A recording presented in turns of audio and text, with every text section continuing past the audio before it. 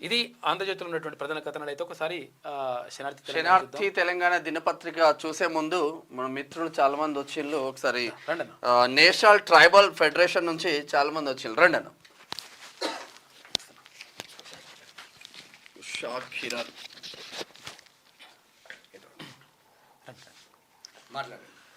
నమస్తే. శనార్థి పత్రిక మరియు క్యూనిస్కు మేము మమ్మల్ని ఆహ్వానించినందుకు, మేము వచ్చినందుకు. నేషనల్ ట్రైబల్ ఫెడరేషన్ స్టేట్ అధ్యక్షుడు ఉషా కిరణ్. నమస్తే అండి. ఎట్లా ఉందన్న రాష్ట్రంలో ఎట్లా ఉంది? ఎమ్మెల్సీ ఇప్పుడు తీన్మార్ మల్లన్న కాంగ్రెస్ పార్టీ అభ్యర్థిగా బరిలో ఉంటున్నారు. దీనిపైన మీరు ఏమనుకుంటున్నారు? నార్మల్గా మేము ఒక ప్రత్యేకమైన ఉద్దేశంతో ఇక్కడికి రావడం జరిగింది. చెప్పండి. మేము 2 విషయాలు చెప్పదలుచుకున్నాం. ఈ రాష్ట్రంలో అసెంబ్లీ ఎన్నికల తర్వాత, ప్రభుత్వ ఏర్పాటు తర్వాత వచ్చిన ఒక క్లారిఫికేషన్ మేము ఇక్కడ ఇవ్వదలుచుకున్నాం. అదేంటంటే, గతంలో ఉన్నటువంటి ఉద్యమ పార్టీ అని చెప్పేసి ఒక ఫోబియాని క్రియేట్ చేసి ఈ రాష్ట్రము బంగారు తెలంగాణ అని చెప్పి ప్రచారం అబద్ధమని ఎప్పుడు తెలిసిందంటే, మరో పార్టీ అధికారంలోకి రాగానే తెలిసింది చాలామంది సమాజానికి. ఇది ఒక బంగారు గుడ్డు అని నా చేతిలో ఏదైనా పెట్టినప్పుడు నిజమేనేమనుకునే అవకాశం ఈ సమాజానికి ఉంటుంది.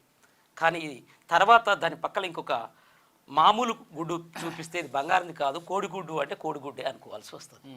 ఆ విధంగా ప్రజానికానికి చాలా చక్కటి సందేశం ఈ కాంగ్రెస్ పార్టీ ఇచ్చింది. ప్రజల్లో వచ్చిన మార్పును మేము చాలా గర్వించాం. ప్రజలు ఒక ఫోబియాలో ఒక విధానాన్ని సృష్టించి అది వచ్చేసింది, అయిపోయింది, పార్టీ అధికారంలోకి వచ్చింది. ఇప్పుడు ఏం చెప్పదలుచుకున్నారు?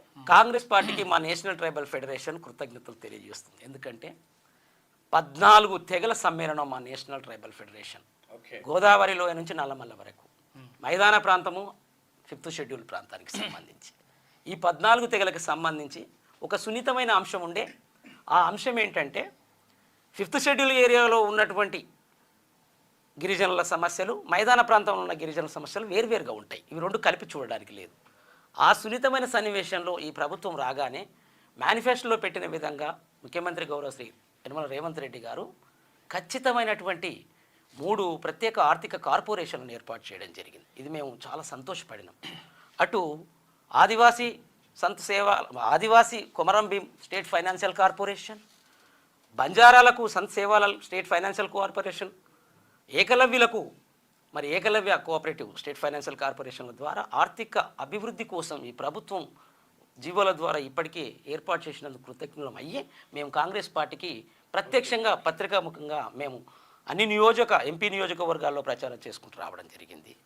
రెండవది, ఈ సందర్భంగానే యూట్యూబ్ ఛానళ్ళలో ఒక క్రియేటివ్ అంటే ఒక సృజనాత్మకత కలిగి ఒక చక్కటి వార్తా విశ్లేషణ చేసిన మిత్రులు తీన్మార్ మల్లన్న గారికి గతంలో తను యువత కోసమైతేనేమి, ప్రభుత్వాలని విమర్శించే విధానాలనైతేనేమి, అదేవిధంగా చాలామందికి మార్గదర్శకుడు యూట్యూబ్ ఛానళ్ళకి. మరి ఈ విధంగా ఆయన తీన్మార్ మల్లన్న గారు గతంలో ఓడిపోవడం మేము ప్రత్యేకంగా వారికి మేము మద్దతు ఇచ్చినప్పటికీ, సరే అప్పుడున్న పరిస్థితుల్లో ఓడిపోయినా ఈరోజు మళ్ళీ అవకాశం వచ్చింది కాబట్టి తీన్మార్ మల్లన్న గారిని ఎమ్మెల్సీగా సభలో వచ్చేంత వరకు మేము కృషి చేస్తాం. వారికి నేరుగా మేము ప్రత్యక్షంగా కూడా రేపు జరగబోయే ఎలక్షన్లో మేము తోడుండి గెలిపించుకుంటామని తెలియజేస్తున్నాం. కానీ ఇంత స్పష్టంగా మాట్లాడుతున్నావు అంటే మీది మదర్ టంగ్ ఏంది? నాది తెలుగు. నేను ఏకలవ్య కమ్యూనిటీకి చెందిన నేను ఐఏఎస్ ట్రైనర్ని. నేను 50,000 మందికి కోచింగ్లు ఇవ్వడం, గ్రూప్ 1 గ్రూప్ 2 ఒక విద్యావేత్తగా గుర్తింపు ఉంది. సో కాబట్టి ఒక 5,000 మంది ఉద్యోగులను తయారు చేసుకోవడం అన్నీ జరిగినవి. తెగలు అంటే మళ్ళీ చాలా మందికి డౌట్ ఉంటుంది అసలు, అంటే తెలిసిన వాళ్ళకి తెలుస్తుంది. తెగలు అంటే గిరిజనులు, ఆదివాసీలు, మొత్తం 14 తెగలు తెలంగాణ రాష్ట్రంలో.